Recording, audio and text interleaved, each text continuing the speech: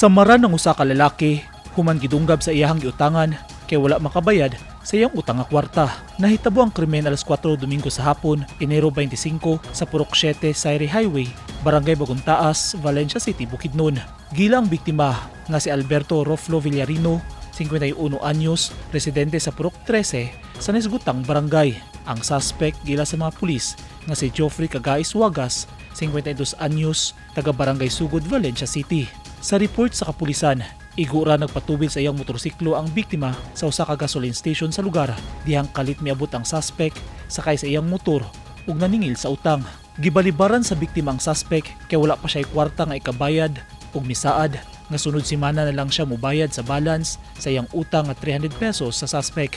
Ang pagbalibad sa biktima ikasuko hinuon sa suspek ug mibunot sa iyang dala nga kutsilyo ug gidunggab ang biktima. Misulay pa og depensa ang biktima, pinaagi sa napunit niining nga round bar apan gitusak-tusak na hinuon siya og dunggab.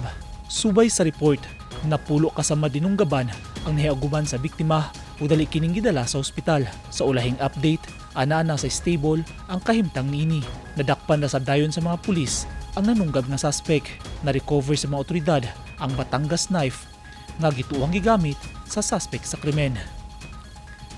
Eugene Hinutan, Newsline Philippines. Stay safe.